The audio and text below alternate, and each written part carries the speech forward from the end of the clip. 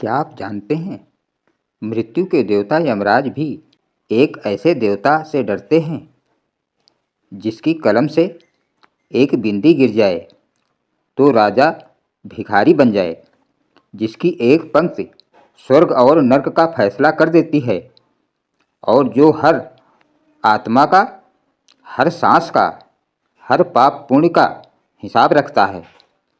उनका नाम है चित्रगुप्त। आज की यह कथा सिर्फ यमलोक की नहीं है।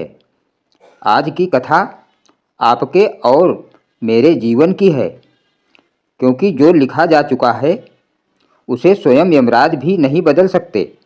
चित्रगुप्त यमलोक के अदृश्य शासक। जब भी मृत्यु की बात होती है, लोग यमराज का नाम लेते हैं, लेकिन बहुत कम लोग जानते हैं कि यमराज निर्णय नहीं लेते, निर्णय पढ़ते हैं, और वो निर्णय चित्रगुप्त द्वारा लिखे गए कर्मलेख से आता है। यमलोक की सबसे रहस्यमयी सभा में एक शांत, गंभीर, तेजस्वी देवता कमलासन पर बैठे होते हैं। उनके एक हाथ में लेखनी, दूसरे में धर्मग्रंथ। ना कोई क्रोध, ना कोई पश्चाताप, ना कोई मोह, बस सत्य। चित्रगुप्त का जन्म रहस्य।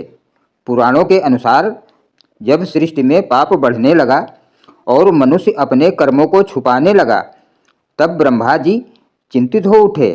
उन्होंने अपने मन से एक ऐसे देवता की रचना की जो अदृश्य हो, जो हर जगह हो, जो हर कर्म देखे। और उसी क्षण ब्रह्मा जी के मन से प्रकट हुए चित्रगुप्त। चित्रगुप्त यानी चित्रण, गुप्त यानी छुपा हुआ, अर्थात जो छुपे हुए कर्मों का भी चित्र बना ले। यमराज क्यों डरते हैं चित्रगुप्त से? यह प्रश्न बहुत बड़ा है। यमराज स्वयं धर्म के ज्ञाता हैं, परंतु वे दंडाधिकारी हैं, न्यायाधीश नहीं। न्यायाधीश हैं चित्रगुप्त। एक बार की बात है, कथा जब यमराज भी मौन हो गए, एक आत्मा यमलोक लाई गई। वो एक राजा था, दानवीर, यज्ञकर्ता, धर्मात्मा।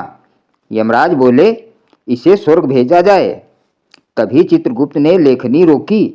उन्होंने बिना सिर उठाए कहा, एक क्षण धर्मराज। सभा में सन्नाटा छा गया।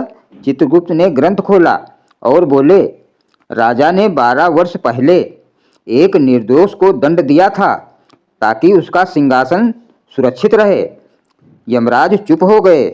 राजा कांपने लगा। चित्रगुप्त ने कहा, उस एक पाप का फल इस जीवन के सारे पुण्य को दबा देता है। यमराज ने सिर झुका लिया। फैसला बदल गया। चित्रगुप्त की कलम का रहस्य। कहा जाता है, चित्रगुप्त की कलम साधारण नहीं है। यह कलम मनुष्य की भावना से लिखती है। दान दिखावे का हो तो पुण्य कम, पाप मजबूरी का हो तो दंड हल्का।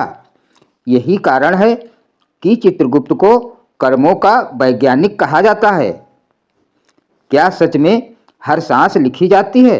हाँ, पुराण कहते हैं, आप कब बोले, किस भावना से बोले, किसे दुख हुआ, किसे सुख मिला, सब दर्ज होता है।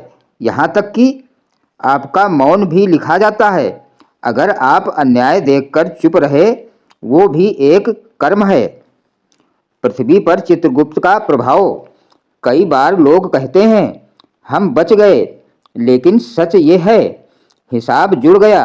कभी अचानक गिरावट, कभी बिना कारण दुख, कभी अचानक सफलता, सब पुराने लेखे का भुगतान। चित्रगुप्त पूजा क्यों की जाती है? उत्तर भारत में, विशेषकर कश्यप समाज में, चित्रगुप्त जयंती मनाई जाती है। कलम की पूजा होती है, कागज की पूजा होती है, क्योंकि कलम सिर्फ लिखती नहीं, भविष्य बनाती है। मृत्यु के बाद आत्मा का सफर। मृत्यु के बाद आत्मा यमदूतों के साथ यमलोक पहुंचती है। वहां कोई बहस नहीं, कोई वकील नहीं, बस एक सवाल, आपने क्या किया? और उत्तर चित्रगुप्त की पुस्तक, संदेश जीवन का सत्य। अगर आज आप सोचते हैं कि कोई नहीं देख रहा, तो यह भ्रम है। अगर आप सोचते हैं कि सिर्फ कर्मकांड से मुक्ति मिलेगी तो यह अधूरा ज्ञान है। भावना, कर्म, लेखा। अंतिम चेतावनी और वरदान। चित्रगुप्त कठोर नहीं हैं, वे न्यायप्रिय हैं।